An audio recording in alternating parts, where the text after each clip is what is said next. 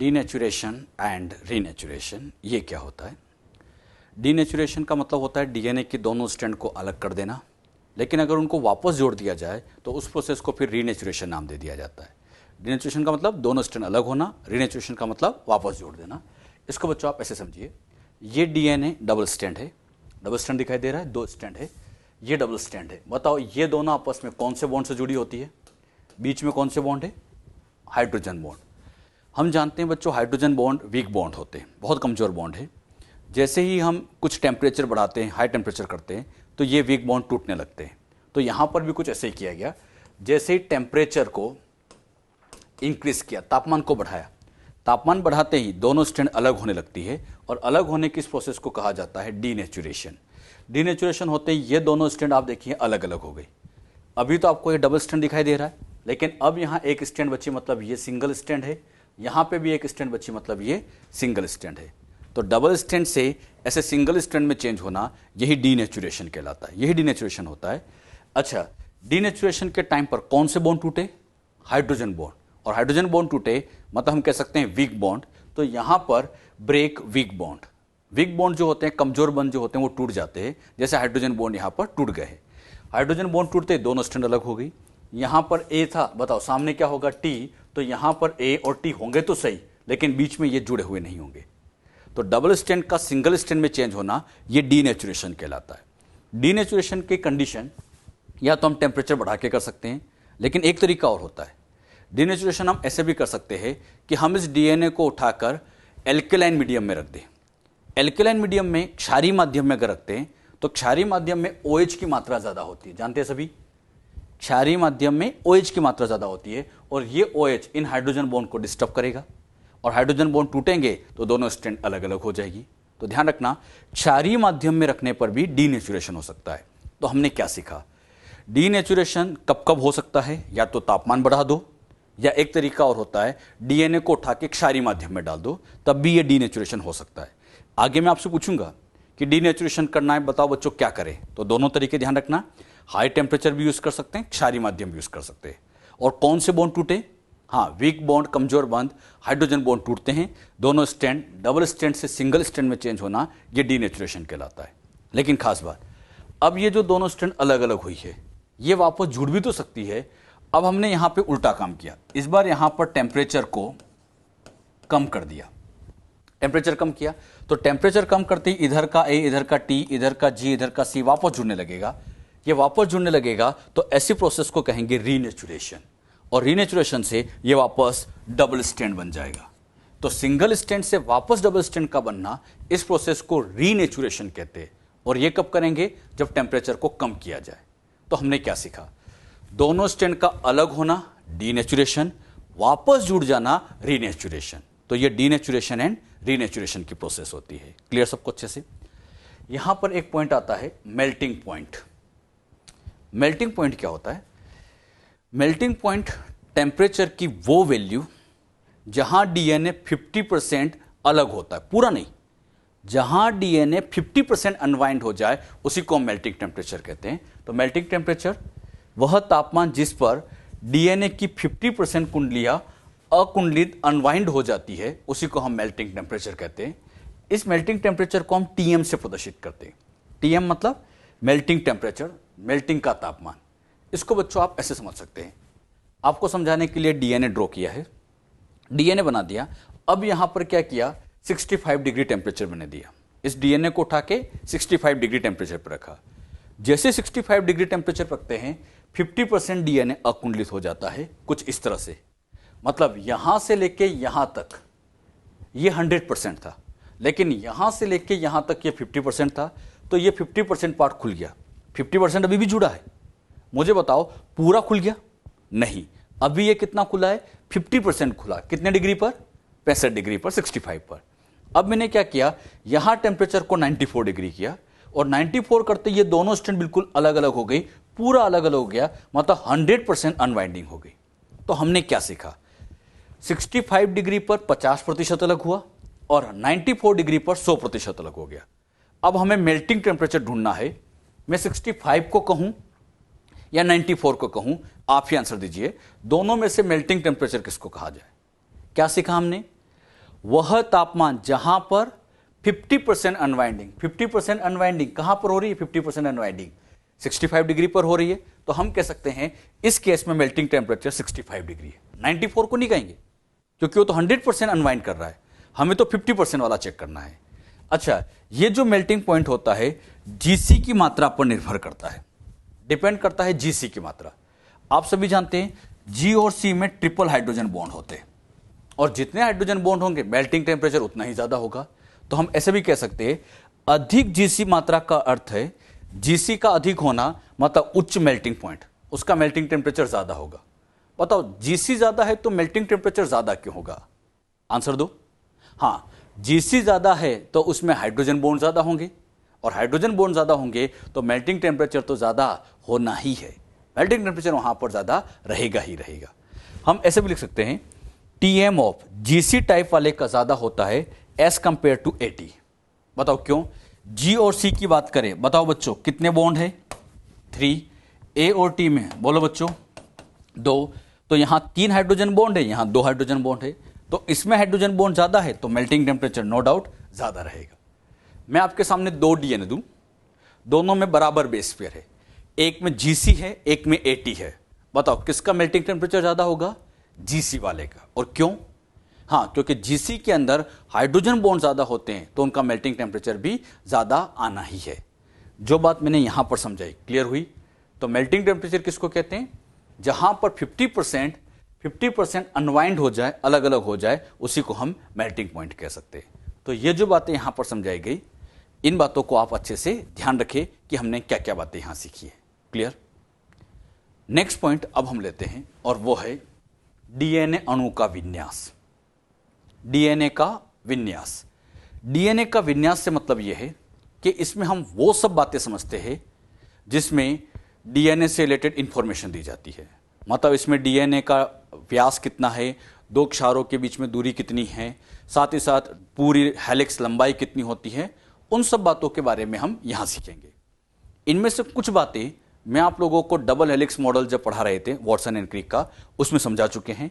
इन्हीं बातों को यहां पर फिर से आएगा तो मैं आपसे पूछूंगा कि यहां पर आंसर क्या आएगा। सबसे पहला पॉइंट, यहां पर सबसे पहला पॉइंट आता है 2 उत्तरोत्तर पदों के बीच की दूरी। मतलब ये एक पद है और ये दूसरा पद है, इन दोनों पदों के बीच में दूरी या 2 क्षार युग्मों के बीच में, ये पूरा क्या कहलाता है बच्चों? क्षार युग्म। ये पूरा क्षार युग्म है और ये भी क्षार युग्म है। तो 2 क्षार युग्मों के बीच में दूरी, या हम कह सकते हैं 2 उत्तरोत्तर पदों के बीच में दूरी कितनी आती है? 3.4 एंगस्ट्रॉन। याद रहेगा, ये हमने पहले भी सीखा है। अगर हम इसमें व्यास निकाले तो डीएनए अणु का व्यास, बोलो बच्चों, 20 एंगस्ट्रॉन। डीएनए अणु का व्यास कितना आता है? 20 एंगस्ट्रॉन। व्यास का मतलब फॉस्फेट से फॉस्फेट की दूरी, जिसे हम डीएनए का डायमीटर कह सकते हैं। ये फॉस्फेट से फॉस्फेट की दूरी, ये डीएनए का व्यास या डायमीटर कहलाता है, जो 20 एंगस्ट्रॉन है। मैं आपसे पूछ रहा हूं यहां पर व्यास बताओ, यहां पर स्टार्टिंग में, हाँ यहां जो व्यास आएगा कितना? 20 एंगस्ट्रॉन। यहां बोलो 20। हर जगह व्यास क्या नियत है? ऐसा क्यों? हाँ, नियत इसलिए होता है क्योंकि एक प्यूरिन दूसरे पायरिमिडिन से जुड़ा है, और प्यूरिन के पायरिमिडिन से जुड़ने की वजह से हर जगह व्यास यहां पर नियत चलता रहेगा, सेम चलता रहेगा। अच्छा, ये व्यास 20 एंगस्ट्रॉन है।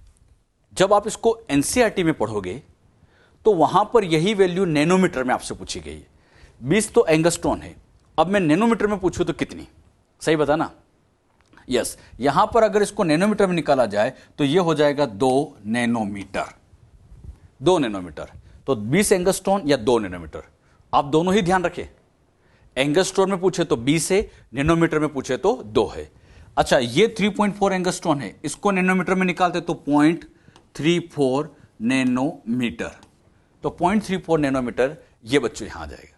तो याद रखिएगा, 2 पदों के बीच में दूरी 3.4 एंगस्ट्रॉन या इतना नैनोमीटर, व्यास ये होता है। अगर बच्चों हम इस न्यूक्लियोटाइड पहले वाले और दूसरे वाले, इन दोनों न्यूक्लियोटाइड के बीच में यहां पर एंगल निकाले कि ये कितने के एंगल पे होते, तो इनके बीच में यहां पर एंगल रहता है 36 डिग्री का। यानी 2 न्यूक्लियोटाइड के बीच में एंगल फिक्स होता है और ये एंगल यहां पे चलेगा 36 डिग्री का। सिमिलरली यहां पर एंगल निकाला जाए कितने डिग्री का? 36 डिग्री का। तो सीडी के प्रत्येक पद में श्रृंखला का घुमाव, यहां पर जो श्रृंखला में घुमाव आ रहा है वो 36 डिग्री का आता है। बात समझ में? यानी डीएनए की स्ट्रैंड में पहला न्यूक्लियोटाइड दूसरा न्यूक्लियोटाइड 36 पे घूमे, फिर अगला न्यूक्लियोटाइड 36 पे घुमाए, अगला 36। ये बच्चों से 36 घुमा रहता है और इसी वजह से डीएनए हेलिकल बनता जाता है। डीएनए के हेलिकल बनने के पीछे रीजन यही होता है कि दो न्यूक्लियोटाइड में हल्का सा घुमाव होता है और कितने कितने घूमते जाते हैं, 36 से घूमता जाता है। ये जो तीन इंफॉर्मेशन अभी दी, तीनों याद रखना। पूछ रहा हूं मैं आपसे, दो पदों के बीच में दूरी 3.4 एंगस्ट्रॉन, व्यास 20 एंगस्ट्रॉन और घुमाव 36 डिग्री। जो बात यहां समझाई, क्लियर हुई? नेक्स्ट पॉइंट हम लेते हैं और नेक्स्ट पॉइंट हम लेने जा रहे हैं और वो है कुंडली की लंबाई, डीएनए का पिच या एक घुमाव। सबसे पहली बात आती है कि घुमाव किसको कहा जाए। बच्चे इसमें बड़े कंफ्यूज होते हैं। इसको बच्चों आप ऐसे ध्यान समझिएगा, घुमाव का मतलब होता है कि पूरा 360 डिग्री होना चाहिए। जैसे यहां पर आपको समझाने के लिए मैंने क्या किया, यहां से लेके यहां पर आपको समझाने के लिए यहां से लेके यहां तक बना दिया, यहां से लेके यहां तक बना दिया। बताइए, ये पूरा एक घुमाव है? नहीं, ये तो आधा घुमाव है। तो आधा घुमाव जब चलता है तो यहां डायरेक्शन और यहां डायरेक्शन चेंज हो जाती है, मतलब ये विपरीत डायरेक्शन में आ जाते हैं। आधा घुमाव मतलब ये 180 डिग्री होता है। अब बच्चों यहां से शुरू करके यहां से वापस यहां तक पहुंचा जाए तो डायरेक्शन सेम आ जाएगी। अब बताओ, शुरुआती डायरेक्शन ये है, बाद वाली डायरेक्शन ये है और ये पूरा एक घुमाव हो गया। और यही घुमाव होता है 360 डिग्री का। घड़ी में होता है ना, 12 से लेके 12 तक पहुंचे 360, पूरा एक घुमाव। तो जो घुमाव होता है ये 360 डिग्री का आता है और जैसे घुमाव पूरा होता है डायरेक्शन सेम आ जाती है। अब यहां इस बात को ध्यान से आप समझना, यहां पर आपको समझाने के लिए इधर की जो डायरेक्शन है, सिखाने के लिए मैंने कह दी कि यहां पर डायरेक्शन अभी ऐसे है। देखिए अच्छे से, ये डायरेक्शन है। अब यहां से लेके यहां तक पहुंचे तो यहां डायरेक्शन ऐसे आ गई। बताओ, यहां डायरेक्शन विपरीत है, क्या यह पूरा घुमाव हो गया? नहीं हुआ। अगर घुमाव पूरा करना है तो फिर यहां से लेके यहां तक गए और यहां डायरेक्शन ऐसे आई। बताओ, यहां की डायरेक्शन और यहां की डायरेक्शन कैसे आ रही है? सेम। और ये सेम डायरेक्शन आई मतलब ये घुमाव है। ये इतना पार्ट जो होता है ये आधा घुमाव कहलाता है। यहां से लेके यहां तक का ये पूरा पार्ट एक घुमाव कहलाता है। तो घुमाव मतलब इस पूरे वाले एरिया को कहा जाता है और यही घुमाव एग्जैक्टली कहा जाता है कुंडली की लंबाई, जिसको हम इंग्लिश में कहें हेलिक्स लेंथ। इसे हम डीएनए का पिच भी कहते हैं, इसे ही हम डीएनए का एक घुमाव भी कहते हैं, जो कि 34 एंगस्ट्रॉन का होगा। 34 एंगस्ट्रॉन मतलब यहां से लेके और यहां तक की टोटल दूरी 34 एंगस्ट्रॉन होती है। अब बात आती है, इस 34 एंगस्ट्रॉन में अगर यहां ए लिखा है तो सामने टी होगा, श्योर है। ए और टी दोनों को मिला के क्या कहते हैं? Base pair. अगर मैं यहां ऐसे बेस पेयर गिनूं तो बताओ, 1 2 3 4 5 6 7 8 9 10, मतलब इस पूरे में 10 बेस पेयर होते। तो पूरे घुमाव में कितने बेस पेयर हो गए? 10। तो यह भी याद रखना है। क्षार युग्म एक घुमाव में, एक घुमाव की बात चल रही है, एक घुमाव में कितने क्षार युग्म होते हैं? 10। अच्छा, यहां पर ऐसे 10 तो पेयर है, लेकिन मैं कहता कि केवल नाइट्रोजन बेस गिनो। तो बताओ, 10 इस तरफ होते तो 10 इधर भी होते। अरे ये दो मिला के एक पेयर बनता है। एक पेयर में कितने नाइट्रोजन क्षार आ रहे हैं? 2। तो 10 पेयर है तो टोटल नाइट्रोजन क्षार डबल हो जाएंगे 20 से। ये अच्छे से याद रखना, बच्चे इसमें बहुत गलती करते हैं। डीएनए के एक घुमाव में, इस पूरे घुमाव में कितने नाइट्रोजन क्षार है? तो नाइट्रोजन क्षार पूछा जाए तो 20 होंगे, क्षार युग्म पूछा जाए तो 10 है। अच्छा, यहां से लेके यहां तक टोटल ऐसे 20 नाइट्रोजन बेस है। अब इसमें गिनना है कितने प्यूरिन है, कितने पायरिमिडिन है, ज्ञात कर सकते हैं। अच्छा, आप जानते हैं डीएनए में अगर इधर प्यूरिन है तो सामने वाला पायरिमिडिन हो गई। अरे एक प्यूरिन तो सामने पायरिमिडिन होगा ही। तो यहां पर अगर हम प्यूरिन की संख्या निकाले तो 20 में से आधा प्यूरिन होगा यानी 10, तो पायरिमिडिन भी यहां हो जाएंगे 10। तो 10 प्यूरिन होंगे और 10 ही पायरिमिडिन होंगे। ये क्वेश्चन आते हैं कि एक घुमाव में प्यूरिन कितना होता है? 10। पायरिमिडिन पूछे तो 10। यहां से लेके और यहां तक की लंबाई निकाली जाए। डीएनए की बच्चों जब भी लंबाई की बात करें तो लंबाई निकालने का तरीका कैसे होता है? जितने भी बेस पेयर होते हैं 3.4 एंगस्ट्रॉन से गुणा करो। अच्छा, 3.4 से गुणा क्यों करते सीखिएगा। अगर यहां पर इन दो न्यूक्लियोटाइड के बीच में दूरी में पूछो, दो के बीच में, अच्छे से आंसर देना सभी। बताइए, दो न्यूक्लियोटाइड के बीच में दूरी 3.4 एंगस्ट्रॉन। फिर से बताओ, इन दो के बीच में दूरी 3.4, इन दो के बीच में दूरी 3.4, दो के बीच में 3.4 दूरी है।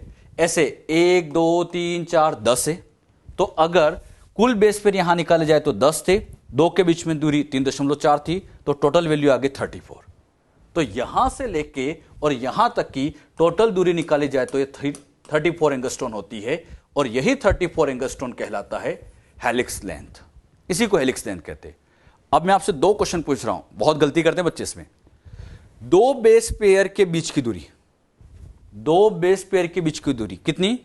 3.4 एंगस्ट्रॉन। लेकिन कहा जाए पूरी हेलिक्स लेंथ की दूरी, तो आंसर आ जाएगा 34 एंगस्ट्रॉन। जो बातें मैंने यहां पर समझाई, क्लियर हुई सबको अच्छे से? अच्छा, जब भी बच्चों डीएनए की लंबाई निकालना हो तो यह फॉर्मूला याद रखा करो। लंबाई कैसे निकालते हैं? कुल बेस पेयर को 3.4 से गुणा करो। और 3.4 से गुणा क्यों करते हैं? क्योंकि दो के बीच में दूरी 3.4 एंगस्ट्रॉन होती है। इसी डीएनए की जब संरचना को आप ध्यान से देखोगे तो इसमें आपको देखने में पता चलेगा कि यहां पर कहीं पर स्पेस बड़ी दिख रही है, यहां स्पेस छोटी है, यहां छोटी सी स्पेस है, यहां बड़ी स्पेस है। अगर स्पेस बड़ी हो तो ऐसी ग्रुव को मेजर ग्रुव कहते हैं, और स्पेस छोटी हो तो उसको माइनर ग्रुव कहते हैं। तो डीएनए में दो तरह की ग्रुव, दो तरह की खांच, ग्रुव मतलब खांच, जगह को कहा जाता है। तो दो तरह की जगह होती है। छोटी स्पेस वाले को माइनर ग्रुव कहते हैं और बड़ी स्पेस वाले को मेजर ग्रुव कहा जाता है। तो डीएनए में इस तरह की मेजर और माइनर ग्रुव बनी होती है। जो बातें यहां पर इस हेलिक्स में समझाई गई, क्लियर हुई? कुछ क्वेश्चन आपसे पूछे जाए, ढंग से आंसर देना।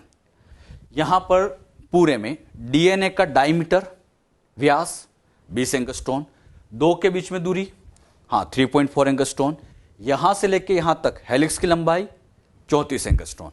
हेलिक्स में बेस पेयर पूछे तो 10, नाइट्रोजन क्षार पूछे तो 20, प्यूरिन पूछे 10, पायरिमिडिन पूछे 10। तो इन सारे क्वेश्चनों के आंसर आपको आना चाहिए, ये सब इंपॉर्टेंट है। और दो तरह की खांचे, बड़ी बनती है तो मेजर ग्रुव, छोटी बनती है तो माइनर ग्रुव कहा जाता है। जितनी बातें यहां सिखाएगी, क्लियर हुई सबको अच्छे से? और एक सबसे इंपॉर्टेंट पॉइंट, दो न्यूक्लियोटाइड में कितने डिग्री का एंगल? यहां पर दो न्यूक्लियोटाइड में कितने डिग्री का एंगल? 36। अगले दो में 36। ऐसे 36 कितनी बार चलें?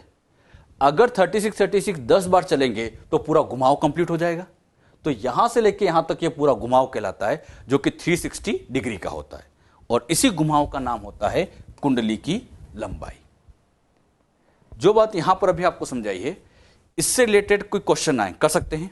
एक क्वेश्चन लेते हैं। अच्छा, ये क्वेश्चन पहले बच्चों आप नोट कर लीजिएगा। क्वेश्चन, डबल स्ट्रैंड डीएनए में 2000 क्षारक जोड़े उपस्थित है और आप लोगों को इनकी संख्या ज्ञात करनी है। क्या क्या ज्ञात करना है? पहला, नाइट्रोजन क्षार कितने होंगे, प्यूरिन कितने होंगे, पायरिमिडिन्स कितने होंगे, न्यूक्लियोटाइड्स कितने होंगे, फॉस्फेट कितने होंगे, राइबोस शुगर कितनी होगी, एन ग्लाइकोसाइडिक बॉन्ड्स कितने होंगे, और डीएनए की लंबाई कितनी होगी। ये सब आपको ज्ञात करना है। एक ही क्वेश्चन में मैंने आपसे कई सारी बातें पूछी है। क्वेश्चन दिया है 2000 क्षारक जोड़े हैं और ये ज्ञात करना है। कर सकते हैं? हाँ, सबको थोड़ा टाइम मिल रहा है तो सभी आप इसको सोल्व करें। वीडियो को थोड़े टाइम के लिए यहाँ पे पॉज कर दो और फिर सबके आंसर दो। क्या सोल्व सबने? चेक करते हैं। यहां बच्चों आपके सामने ये डबल स्ट्रैंड डीएनए को ड्रॉ कर दिया। डबल स्ट्रैंड डीएनए में पूछा है। डबल स्ट्रैंड डीएनए में सबसे पहले क्या पूछा है मैंने? नाइट्रोजन क्षार कितने? बताइए, यहां पर 2000 क्षारक जोड़े हैं। 2000 क्षारक जोड़े मतलब बेस पेयर है। बेस पेयर इतने हैं तो नाइट्रोजन बेस डबल हो जाएंगे, मतलब 4000। तो नाइट्रोजन बेस तो यहां पर टोटल कितने हो जाएंगे? 4000। अच्छा, प्यूरिन बताइए, टोटल 4000 है। इनमें से 50% प्यूरिन होंगे, 50% पायरिमिडिन होंगे। तो प्यूरिन की संख्या 2000, पायरिमिडिन की संख्या 2000। अरे इतने क्षार है तो आधे आधे दोनों होंगे। क्लियर? न्यूक्लियोटाइड्स की संख्या बताओ। हाँ, न्यूक्लियोटाइड की संख्या 4000, क्योंकि जितने नाइट्रोजन क्षार होते हैं उतने ही न्यूक्लियोटाइड होते हैं। ऐसा समझिएगा, ये एक नाइट्रोजन क्षार है तो इसके साथ शुगर, फॉस्फेट जुड़कर यह पूरा न्यूक्लियोटाइड बना। मतलब एक न्यूक्लियोटाइड में एक नाइट्रोजन क्षार है। यहां नाइट्रोजन क्षार इतने हैं तो न्यूक्लियोटाइड भी तो उतने ही बनेंगे। अच्छा, फॉस्फेट बताओ, न्यूक्लियोटाइड में, एक न्यूक्लियोटाइड में कितना फॉस्फेट है? एक। तो जितने न्यूक्लियोटाइड है फॉस्फेट भी उतने ही आएंगे, तो फॉस्फेट भी 4000 हो जाएंगे। अब सबसे इंपॉर्टेंट क्वेश्चन, राइबोस शुगर बताओ बच्चों कितनी आई? हाँ, इसका आंसर आएगा 0, क्योंकि हम क्वेश्चन ले रहे हैं डीएनए का, और डीएनए में जो शुगर होती है वो डीऑक्सीराइबोस होती है। मैंने आपसे राइबोस पूछा है, और राइबोस की नंबर तो 0 होगी, क्योंकि राइबोस तो आरएनए में मिलती है। तो याद रखना, इस क्वेश्चन में मैक्सिमम बच्चों ने गलती की है। तो याद रखना, राइबोस शुगर की नंबर पूछी जाए तो 0 आती है। हाँ, मैं यहां पे डीऑक्सीराइबोस कर देता तो फिर वही 4000 आ जाता है, लेकिन राइबोस पूछा है तब तो आंसर 0 आएगा। N glycosidic bond. अब बताओ, ये जो बॉन्ड है नाइट्रोजन बेस और शुगर के बीच का, ये जो बॉन्ड होता है, बताओ इस बॉन्ड का नाम एन ग्लाइकोसाइडिक। एक न्यूक्लियोटाइड में एक एन ग्लाइकोसाइडिक बॉन्ड है, तो न्यूक्लियोटाइड अगर 4000 है तो ग्लाइकोसाइडिक बॉन्ड भी 4000 होंगे। डीएनए की लंबाई निकालना है, कैसे निकालते हैं? लंबाई निकालने का formula, given base pair multiply by 3.4 angstrom. बताओ बेस पेयर कितने दे रखे हैं? 2000 गुणा 3.4, और सोल्व करोगे तो आंसर आ जाएगा 6800। इसी एक क्वेश्चन में मैंने आपसे कई बातें पूछ ली है, एग्जाम में इनमें से कोई एक हाथ पूछेंगे। जैसे आपको बेस पेयर दे देंगे, हो सकता है वो लंबाई पूछ ले, हो सकता है वो नाइट्रोजन क्षार पूछ ले, प्यूरिन कितने, पायरिमिडिन कितने, इनमें से कोई एक हाथ क्वेश्चन वो आपसे पूछ सकता है। जो बातें यहां पर अभी सिखाई गई, क्लियर हुई सबको अच्छे से? डीएनए के बारे में अभी तक हम डीएनए का double helix model, चारगाफ rule, base ratio क्या होता है, ये बातें हम समझ चुके हैं। डीएनए अणु का विन्यास भी हमने सीखा था। डीएनए में कुछ ऑर्गेनिज्म में कितने कितने बेस पेयर्स होते हैं, इनके बारे में अब हम समझेंगे। ये पॉइंट आपकी एनसीईआरटी में दिया गया है, तो आपके एनसीईआरटी का एक पॉइंट में क्लियर करता हूँ। एनसीईआरटी में लिखा है कुछ ऑर्गेनिज्म के क्षार युग्म। किस ऑर्गेनिज्म में कितने क्षार युग्म हैं? बहुत सारे ऑर्गेनिज्म हैं, सब में अलग अलग क्षार युग्म हैं, सबके याद रखना पॉसिबल नहीं होता है। हमें उनके बेस पेयर याद रखना है जो अपनी एनसीईआरटी में दी है, और इस पर नीट में क्वेश्चन आ चुका है, तो हम वही यहाँ पर लेने जा रहे हैं। यहाँ पे बच्चों आपको समझाने के लिए ये ऑर्गेनिज्म लिखा, और उसमें कितने बेस पेयर की संख्या होगी वो लिखते हैं। सबसे पहले ऑर्गेनिज्म का नाम लिया 5x174 बैक्टीरियोफेज। ये बहुत अच्छे से याद रखना, ये बैक्टीरियोफेज। बैक्टीरियोफेज मतलब ऐसा वायरस, ये वायरस है, ऐसा वायरस जो बैक्टीरिया पे अटैक करता है उसे हम बैक्टीरियोफेज के नाम से जानते हैं। मतलब बैक्टीरियोफेज ये बच्चों एक तरह का वायरस है। आगे इस चैप्टर में कई बार बैक्टीरियोफेज वर्ड आएगा, तो ध्यान रखना, बैक्टीरियोफेज आ गया मतलब समझ जाना कि वायरस है। इस वायरस की खास बात ये होती है कि इस वायरस के अंदर DNA, single strand DNA present होता है। इसमें जो डीएनए पाया जाता है वो सिंगल स्ट्रैंड डीएनए होता है। अच्छा, सिंगल स्ट्रैंड का मतलब आप जानते हैं कि जिसमें केवल एक स्ट्रैंड होगी, दूसरी स्ट्रैंड होगी नहीं। अच्छा, एक स्ट्रैंड है तो यहाँ ए लिख दिया, सी लिख दिया, जी लिख दिया, सामने वाला लिखना ही नहीं, और सामने वाला नहीं लिखना तो यहाँ बेस पेयर लिखेंगे ही नहीं। सिंगल स्ट्रैंड डीएनए में बेस पेयर नहीं लिखेंगे तो यहाँ पर जो संख्या आएगी वो आएगी 5386 न्यूक्लियोटाइड या इतने बेसेस। बेस पेयर क्यों नहीं लिख रहे हैं बच्चों?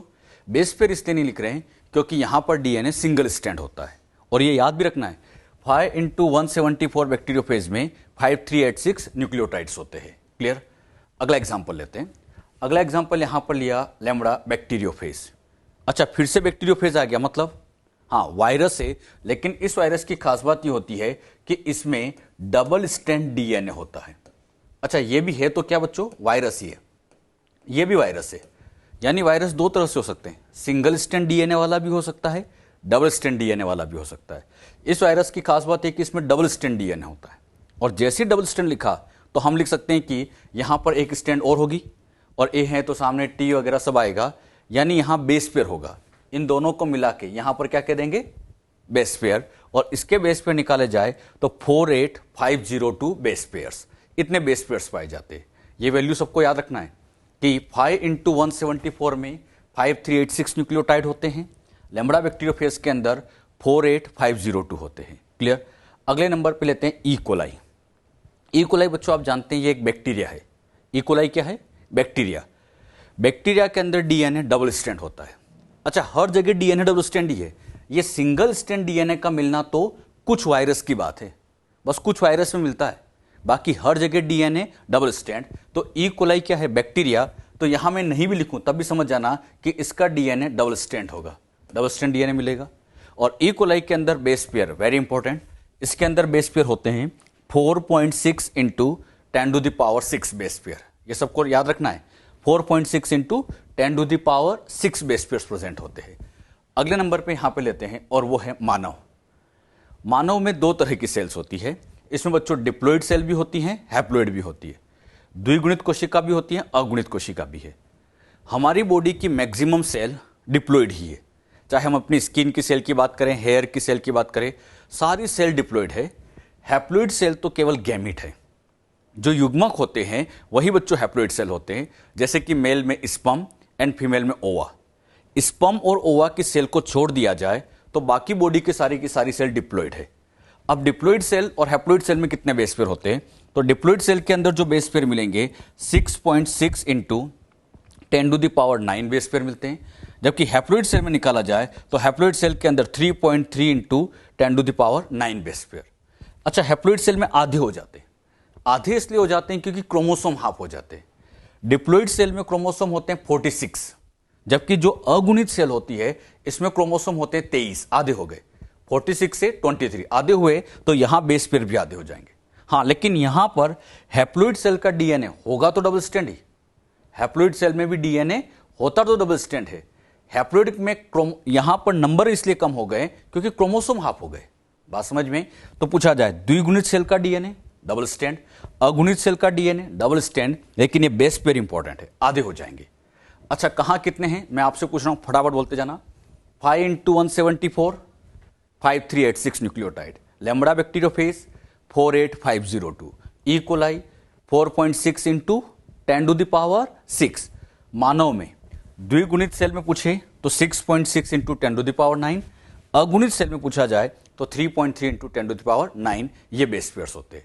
ये वैल्यू सबको अच्छे से याद रखनी है। क्लियर? अच्छा, ये जो वैल्यू है इन पे बेस कई बार क्वेश्चन आता है। क्वेश्चन ऐसे पूछेंगे कि मानव की द्विगुणित सेल में ये ज्ञात करो, तो आप लोगों को पहले ये बेस पेयर याद होना चाहिए। क्वेश्चन में बेस पेयर नहीं दिया जाएगा, एग्जामिनर जानता है आपको सब आता है तो बेस पेयर देगा नहीं, आप लोगों को फिर भी उसको सोल्व करना है। जैसे क्वेश्चन देते हैं, यहां बच्चों क्वेश्चन दिया गया, मानव के द्विगुणित कोशिका में डीएनए की लंबाई मीटर में ज्ञात कीजिए।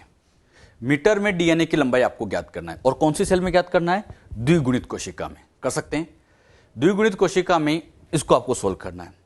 करिए सोल्व। हाँ, जब आप इसको सोल्व करोगे तो सबसे पहले डीएनए की लंबाई कैसे निकालते हैं? टोटल बेस पेयर इंटू 3.4 से मल्टीप्लाई करो। जितना बेस पेयर है उसको 3.4 से मल्टीप्लाई करते हैं। ये फॉर्मूला सबको याद रखना है। डीएनए की लंबाई निकालने का फॉर्मूला बेस पेयर की संख्या गुणा 3.4, और 3.4 से गुणा क्यों करते हैं? क्योंकि दो न्यूक्लियोटाइड के बीच में इतनी दूरी होती है। अब बताओ डिप्लॉयड सेल में बेस पेयर कितने होते हैं? अभी हमने सीखा बेस पेयर डिप्लॉयड सेल में 6.6 इंटू 10⁹ होते हैं इंटू 3.4, लेकिन ये तो एंगस्ट्रॉन में था। आपसे क्वेश्चन किस में पूछा है बच्चों? मीटर में। तो यहां पर 10⁻⁻10 से मल्टीप्लाई करेंगे, और 10 से मल्टीप्लाई करते ही ये आंसर अब आ जाएगा मीटर के अंदर। अरे, एंगस्ट्रॉन से मीटर में चेंज करना पड़ेगा क्योंकि मीटर में पूछा है। अच्छा, मीटर में पूछा तो एंगस्ट्रॉन से मीटर में चेंज करने के लिए 10⁻⁻10 से गुणा कर दिया। ये वैल्यू आपको याद होनी चाहिए कि डिप्लॉयड सेल में कितने बेस पेयर है। अब इसको सोल्व करोगे तो आंसर आएगा 2.244 मीटर। यानी अपनी एक सेल में, अपनी जो एक छोटी सी सेल है जो आंखों से भी नहीं दिखती, एक छोटी सी सेल में डीएनए की लंबाई 2.244 मीटर होती है। यानी 2.244 मतलब अपने आप में बहुत बड़ी बात हो गई। मतलब काफी बड़ा सा डीएनए अपनी एक छोटी सी सेल में है। समझाने के लिए बच्चों आपको यहां पर जैसे ये मैंने डीएनए को ड्रॉ किया, ये बच्चों अपनी सेल का डीएनए है, और अपनी सेल का डीएनए कितना मीटर है? 2.244 मीटर। ये इस तरह से मैंने डीएनए को बना दिया। ये काफी बड़ा सा डीएनए, ये 2.244 मीटर। अब मैं आपसे पूछूं, अगर हम अपनी सेल की साइज निकाले तो सेल की साइज तो होती है ऐसे, सेल की साइज अगर हम निकाले तो सेल की साइज तो यहां पर ऐसे छोटी सी होती है। अब बताओ डीएनए तो बहुत बड़ा हो गया, और ये जो सेल है, कोशिका है, ये तो बहुत छोटी है। अब क्वेश्चन आता है, इस बड़े से डीएनए को छोटी सेल में कैसे फिट किया जाए? क्वेश्चन यही है, क्योंकि डीएनए तो बहुत बड़ा हो गया। यानी डीएनए तो होता है टिन्ना, और ये सेल होती है टिन्नी, छोटी सी। तो बात आती है, इस बड़े डीएनए को इस छोटी सेल में कैसे पैक करें? मतलब इसको इसके अंदर फिट तो करना है। तो इसको पैक करने के लिए यहां पर एक स्पेशल प्रोटीन काम आता है जिसका नाम है हिस्टोन प्रोटीन। तो यहां पैकिंग कौन सा प्रोटीन कराता है? Histone protein. हिस्टोन प्रोटीन कैसे पैक कराता है इसके बारे में अपने सिलेबस में, अपने टॉपिक में एक टॉपिक आपको पढ़ाया जाता है, पैकेजिंग ऑफ डीएनए। तो वहां पर इसको समझाया जाएगा। मतलब इसके बाद आगे हम यही टॉपिक समझेंगे, डीएनए की पैकेजिंग। और डीएनए की पैकेजिंग में आपको यह बताएंगे कि कैसे हिस्टोन प्रोटीन इस डीएनए को सेल के अंदर पैक करता है। इसके बारे में आगे आपको बता दिया जाएगा। क्लियर? अभी इतना ध्यान रखो, डीएनए छोटा होता है या बड़ा? डीएनए काफी बड़ा है। अरे आपने निकाला 2.244 मीटर, बहुत बड़ा सा डीएनए है, और सेल की साइज छोटी माइक्रोमीटर में होती है। डीएनए बड़ा है, सेल छोटी है, तो बड़े डीएनए को छोटी सेल में पैक तो करना पड़ेगा, और इसकी पैकिंग करने के लिए कौन से प्रोटीन की आवश्यकता होती है? Histone protein. तो question very important, histone protein का कार्य बताओ। तो हिस्टोन प्रोटीन का कार्य डीएनए की पैकेजिंग। अच्छा, यहां बच्चे बड़े कंफ्यूज होते हैं कि ये 2.244 मीटर डीएनए कितने क्रोमोसोम का है, ये कितने क्रोमोसोम का होता है। इसको बच्चों मैं आपको क्रोमोसोम बना के भी समझा देता हूं। मान लीजिए अपनी सेल में ये मैंने क्रोमोसोम नंबर 1 बनाया, क्रोमोसोम नंबर 1, इसी तरह से ये क्रोमोसोम नंबर 2, ऐसे हम चलते जाए, यहां पर ऐसे चलते गए, और ये यहां पर क्रोमोसोम नंबर ऐसे टोटल 46 है, 1 से लेकर से 46 है। अब बच्चों यहां पर इन सारे क्रोमोसोम से डीएनए बाहर निकाला। क्रोमोसोम 1, इससे ये डीएनए बाहर निकाला। क्रोमोसोम 2, इससे ये डीएनए बाहर निकाला। ऐसे 3 का डीएनए, 4 का डीएनए, 5 का डीएनए, ऐसे जितने भी क्रोमोसोम थे सबके डीएनए को ऐसे बाहर निकाला गया, सबके क्रोमोसोम से डीएनए बाहर निकाला। अब यहां से लेके यहां तक इन सारे डीएनए को जोड़ दिया गया, तो यहां से लेके यहां तक ये जो टोटल वैल्यू आई ये आएगी 2.244 मीटर। तो आप लोग बताना, अच्छे से बताना, 2.244 मीटर डीएनए की लंबाई एक क्रोमोसोम के डीएनए की लंबाई है या 46 की मिला के? यस, सारे 46 की मिला के। मतलब ये जो 2.244 निकालते हैं ये एक क्रोमोसोम की बात नहीं है, सबकी मिला के। यानी ये 2.244 मीटर डीएनए इन 46 गुणसूत्रों में वितरित है, 46 गुणसूत्रों में। इसमें से थोड़ा सा डीएनए क्रोमोसोम 1 में, थोड़ा क्रोमोसोम 2 में, ऐसे 46 में है। मैं एक लाइन आपसे पूछ रहा हूं, अच्छे से आंसर देना। 2.244 मीटर लंबा डीएनए ये मनुष्य के केवल एक गुणसूत्र में होता है। नहीं, एक गुणसूत्र में नहीं है, ये कितने का है? 46 का मिला के है। अरे बात समझ में? मतलब अपनी सेल के 46 के 46 गुणसूत्र बाहर निकाले, उन सबके डीएनए को बाहर निकाला, जोड़ा, तो उसकी टोटल लंबाई ये आती है। बात समझ में? तो ये एक ही सेल थी, उस एक सेल में से 46 क्रोमोसोम थे, उनके टोटल डीएनए की लंबाई ये आती है। बात समझ में? तो ये बातें यहां पर जो समझाई गई ये ध्यान रखिएगा। ये क्वेश्चन भी सबको आना चाहिए कि डीएनए की लंबाई कैसे ज्ञात करते हैं। एक क्वेश्चन और लेते हैं, ये क्वेश्चन पहले नोट करिए। डीएनए की लंबाई 1.36 mm है, मिलीमीटर है। इस डीएनए में क्षार युग्मों की संख्या ज्ञात कीजिए। इस डीएनए में आपको बेस पेयर कितने होंगे ये ज्ञात कीजिए। लेकिन खास बात, लंबाई यहां पर मिलीमीटर में दी गई है। सोल्व कर सकते हैं? हाँ, इसको आपको सोल्व करना है। तो पहले यहां पर आप लोग सोल्व करिए, क्या आंसर आता है। जब बच्चों आपने इसको सोल्व किया होगा तो मुझे बताओ डीएनए की लंबाई निकालने का तरीका कैसे सोल्व करते हैं। टोटल बेस पेयर गुणा 3.4 एंगस्ट्रॉम। अब यहां टोटल बेस पेयर तो हमें पता नहीं है, इस बार आपको लंबाई दी है। बेस पेयर तो इस बार ज्ञात करने बेटे, ये तो इस बार यहां पर हमें फाइंड आउट करने। अगर हम डीएनए की लंबाई निकाले तो डीएनए की लंबाई बताओ कितनी दे रखी है? 1.36 mm। टोटल बेस पेयर ज्ञात करने हैं और ये 3.4 एंगस्ट्रॉम। अब सबसे मेन बात, ये तो यहां पर दिया है मिलीमीटर में, समझ में आ रहा है, और ये यहां दिया है एंगस्ट्रॉन में। दोनों की यूनिट अलग अलग है, तो सोल्व करने के लिए पहले दोनों को सेम यूनिट में लाया जाए। और सेम में लाने का सबसे बेस्ट तरीका है कि इसको भी मीटर में ले आओ और इसको भी मीटर में ले आओ, ताकि सोल्व करना आसान हो जाए। मिलीमीटर से मीटर लाना है, कितने से गुणा करें? हाँ, 10⁻³ तो इसे हम लिख सकते हैं 1.36 इंटू 10⁻³ ताकि ये आ जाएगा मीटर में। अच्छा, total base pair into 3.4 angstrom. Angstrom को मीटर में चेंज करना है, 10⁻10 से गुणा किया तो ये भी मीटर में आ गया। ये भी मीटर, ये भी मीटर। अब बच्चों ये आएगा इसके अपॉन में, इसके अपॉन में आएंगे तो जैसे ही इसके अपॉन में आएगा 1.36 इंटू 10⁻³ ये इसके अपॉन में आया is equal to total base pair. और इसको सोल्व करोगे तो टोटल बेस पेयर आएगा 4 गुणा 4 इंटू 10⁻6, 4 इंटू 10⁻6। इस तरह से इसको सोल्व कर सकते हैं। ये जो क्वेश्चन मैंने आपको सोल्व कराया ये आपके एनसीईआरटी का ही क्वेश्चन है। अच्छा, एक बात यहां पर ध्यान दो, 4 इंटू 10⁻6 ये बेस पेयर लगभग किसके बराबर है? हाँ, very good, E coli. E coli में अभी हमने टेबल में सीखा था कि ई कोलाई में 4.6 इंटू 10⁶ बेस पेयर होते। तो ये एक तरह से हम कह सकते हैं कि ई कोलाई में लगभग इतने बेस पेयर है, तो ई कोलाई के डीएनए की लंबाई लगभग इतनी होती है। ई कोलाई बैक्टीरिया है तो उसके डीएनए की लंबाई लगभग, थोड़ी सी ज्यादा ही आएगी, लगभग 1.36 mm हो सकती है। बात समझ में आई? तो ये क्वेश्चन कैसे सोल्व किया गया क्लियर होना चाहिए। बस सोल्व करते टाइम यहां पर बायोलॉजिकल तो समझ में आ जाता है, ये मैथमेटिक्स अच्छे से अप्लाई करनी कि यहां पर मिलीमीटर है, यहां एंगस्ट्रोन है, तो पहले यूनिट सेम करें और उसके बाद आगे की क्वेश्चन को सोल्व किया जाए। कर सकते हैं इस तरह के क्वेश्चन, तो ये सब आपको आना चाहिए।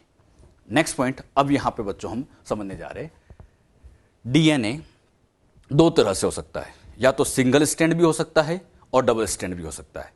अच्छा, सिंगल स्ट्रैंड मतलब एकल रज्जुक, एकल रज्जुक को हम और अच्छे से लिखे तो एस एस, एस एस का मतलब हाँ सिंगल स्ट्रैंड, और ये द्विरज्जुक मतलब ये हो जाएगा डीएस मतलब डबल स्ट्रैंड।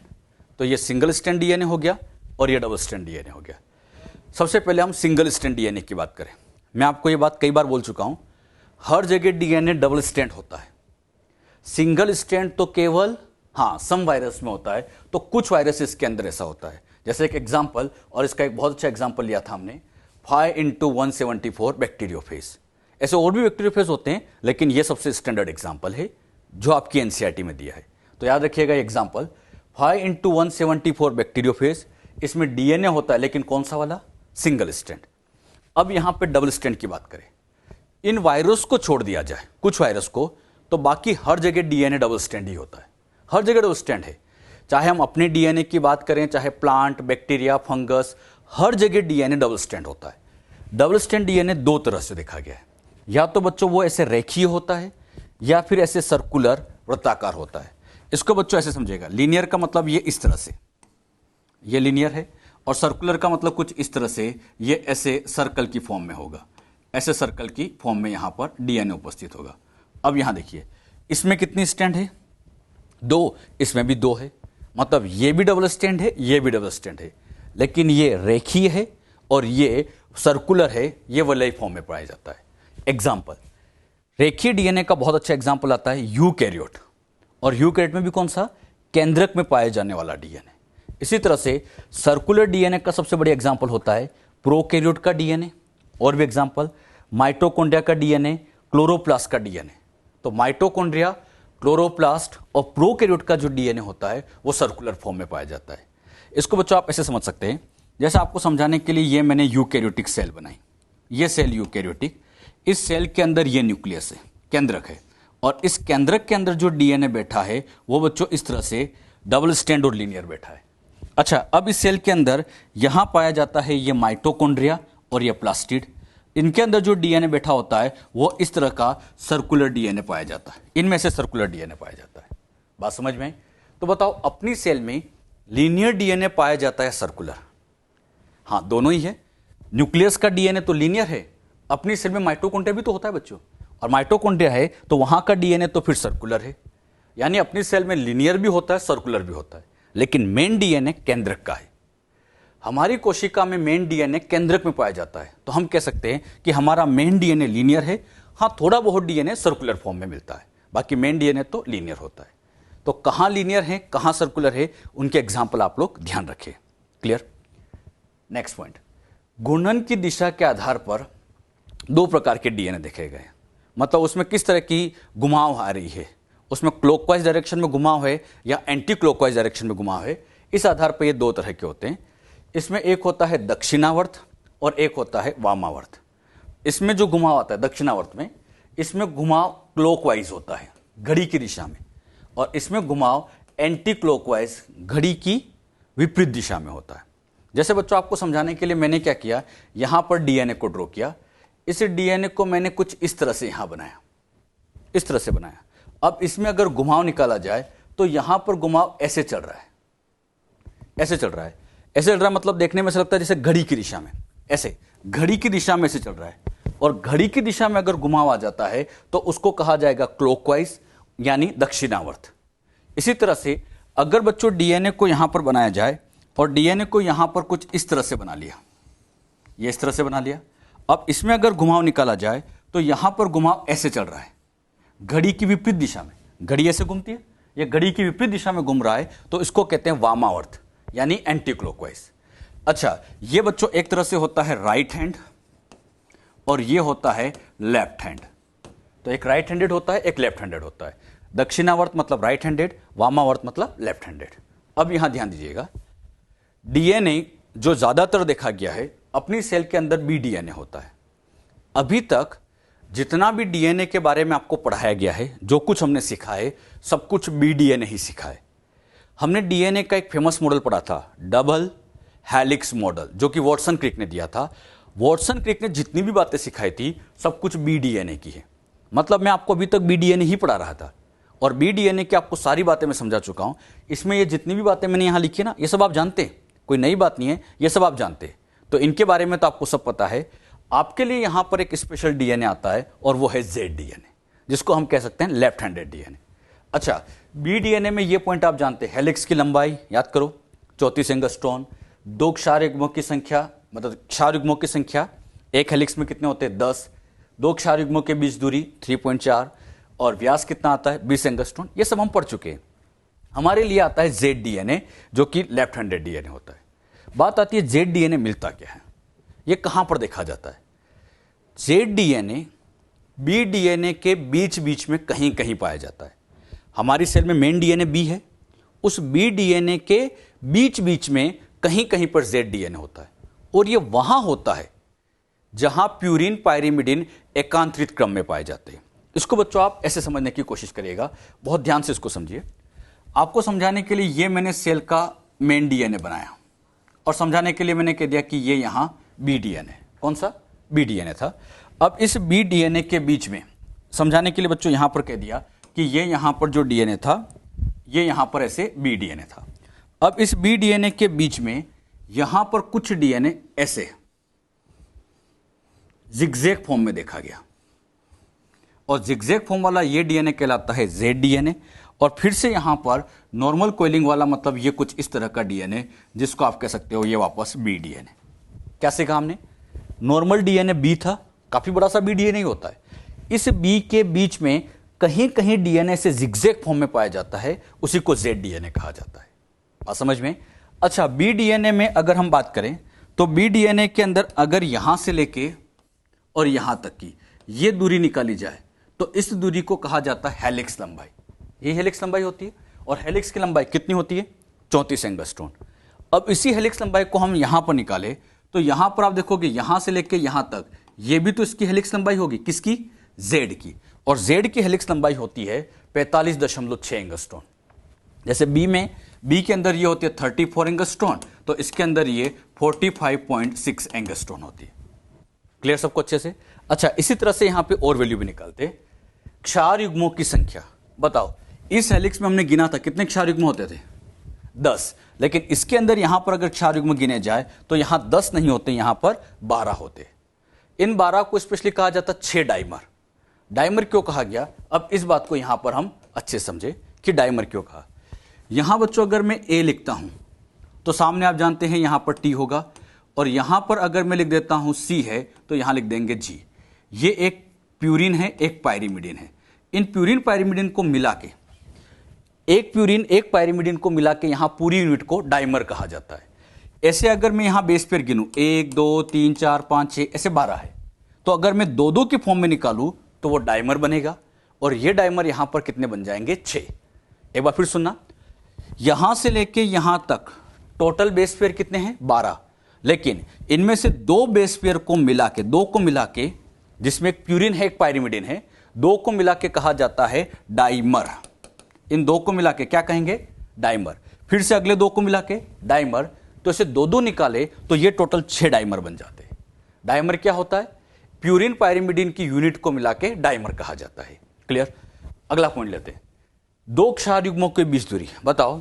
इसमें इन 2 क्षार युग्मों के बीच की दूरी कितनी थी 3.4 एंगस्ट्रॉन, लेकिन यहां पर क्षार युग्मों के बीच की दूरी निकाले, 2 क्षार युग्मों के बीच की दूरी, तो यह 3.75 एंगस्ट्रॉन होती है। अगला आता है व्यास।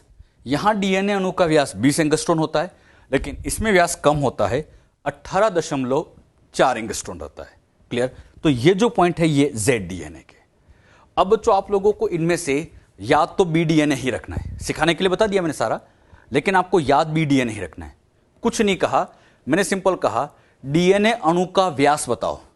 अब व्यास आपके सामने बी का भी है, जेड का भी है, लेकिन आपको बताना कुछ भी नहीं कहा, तब भी बी का ही बताना है, क्योंकि सेल में मेन डीएनए बी है। क्वेश्चन में कहा जाए नहीं कहा जाए, आपको बी मान के ही आंसर देना है। तो कुछ भी नहीं कहा तब भी आंसर तो आप इसके अनुसार ही देंगे। मैं आपसे कहूं डीएनए में 2 बेस पेयर की दूरी, तो आपको 3.4 एंगस्ट्रॉन ही बताना है। मतलब जो भी आंसर देना है आप बी के अनुसार ही देंगे। हां, अगर क्वेश्चन में स्पेशली जेड लिखा जाए तो इसके अनुसार आंसर आएगा, लेकिन ऐसा क्वेश्चन कभी नहीं आया, कभी नहीं आया। हमेशा क्वेश्चन किस पे आया है? बी डीएनए पर। हां, बी डीएनए का एक क्वेश्चन बड़ा इंपॉर्टेंट होता है। क्वेश्चन ये पूछा गया है बी डीएनए राइट हैंडेड होता है या लेफ्ट हैंडेड होता है। यह क्वेश्चन आ चुका है, तो याद रखना बच्चों, बी डीएनए यहां पर कैसा होता है? राइट हैंडेड होता है। यह इंपॉर्टेंट है, बी डीएनए राइट हैंडेड है। लेकिन कभी कहें क्या लेफ्ट हैंडेड डीएनए देखा गया है? लेफ्ट हैंडेड डीएनए भी देखा गया है, और उसका एग्जांपल कौन सा होता है? Z DNA. कम ही मिलता है, हां, लेकिन देखा गया है। तो जो बातें मैंने यहां पर गुणन के आधार पर समझाई है, यह भी आप ध्यान रखें। इनमें से मेन तो हमें बी डीएनए कहना है। कभी क्वेश्चन आए वॉटसन क्रिक ने कौन सा डीएनए समझाया, तो क्या आंसर दोगे? बी डीएनए ही समझाया। बात समझ में? एक यहां पर छोटा सा स्पेशल पॉइंट आता है, और वो है पैलेंड्रोमिक डीएनए, जिसे हम पैलेंड्रोमिक सीक्वेंस भी कह सकते हैं। पैलेंड्रोमिक डीएनए उसको कहा जाता है जिसको दोनों दिशाओं से पढ़ने पर समान आए। मतलब न्यूक्लियोटाइड का क्रम दोनों सिरों से पढ़ने में कैसा आ जाए? समान आ जाए, तो उसे ही हम पैलेंड्रोमिक कहते हैं। दोनों दिशाओं से पढ़ने पर एक जैसा है। जैसे मैं यहां पर एक वर्ड से आपको समझाता हूं। यहां पर मैंने एक हिंदी का वर्ड लिखा, यहां लिखा क, फिर लिखा न, और फिर लिखा क, कनक। अब मैंने कहा बच्चों इधर से पढ़ो। क्या आया पढ़ने में? कनक। मैंने कहा इधर से पढ़ो, उल्टी दिशा से पढ़ो, तब भी पढ़ने में कनक ही आया। मतलब चाहे इधर से पढ़ो चाहे इधर से पढ़ो, पढ़ने में समान आए, उसी को ही हम पैलेंड्रोमिक कहते हैं। जैसे कि एग्जांपल लेके यहां समझाता हूं। ये मैंने एक सीक्वेंस आपके सामने लिखी है। अब इस सीक्वेंस को यहां से पढ़ो। यहां से आपने पढ़ा सी सी जी जी टी ए, ऐसा कुछ आया। इधर से पढ़ने में ऐसा आया। अब विपरीत दिशा से इधर से पढ़ोगे तो इधर सी था, इधर भी सी है, इधर सी सी जी फिर जी। इधर से पढ़ने में भी जो इधर से आया था वही इधर से आ रहा है। तो दोनों दिशाओं से पढ़ने पर कैसा आ रहा है? समान आए, तो ऐसे क्रम को पैलेंड्रोमिक क्रम कहते हैं। आगे कई बार आपसे पूछा जाएगा कि पैलेंड्रोमिक क्रम क्या होता है। तो जैसे ही पैलेंड्रोमिक क्रम आए, इतना ध्यान रखना, उल्टा सीधा एक समान, उल्टा सीधा एक समान, दोनों दिशाओं से पढ़ने पर एक समान आ जाए, तो उसे हम पैलेंड्रोमिक क्रम कहते हैं। इस पैलेंड्रोमिक क्रम का इस चैप्टर में तो ज्यादा रोल नहीं है, लेकिन जब बायोटेक पढ़ते हैं तो वहां पे ये पैलेंड्रोमिक क्रम वेरी इंपॉर्टेंट, वहां पर इससे रिलेटेड कई सारी बातें भी आती है।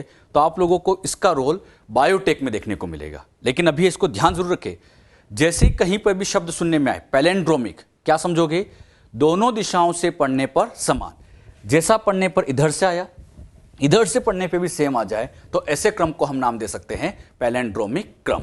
तो पैलेंड्रोमिक क्रम क्या होता है, यह भी आप ध्यान रखिए। अभी तक मैंने आप लोगों को डीएनए से रिलेटेड उसकी संरचना, उसके कौन कौन से टाइप थे, बी डीएनए था, जेड डीएनए था, सब कुछ बातें यहां पर पढ़ा दी गई है। अब इससे रिलेटेड जितने भी क्वेश्चन हैं वो क्वेश्चन भी आप मॉड्यूल में सोल्व करें।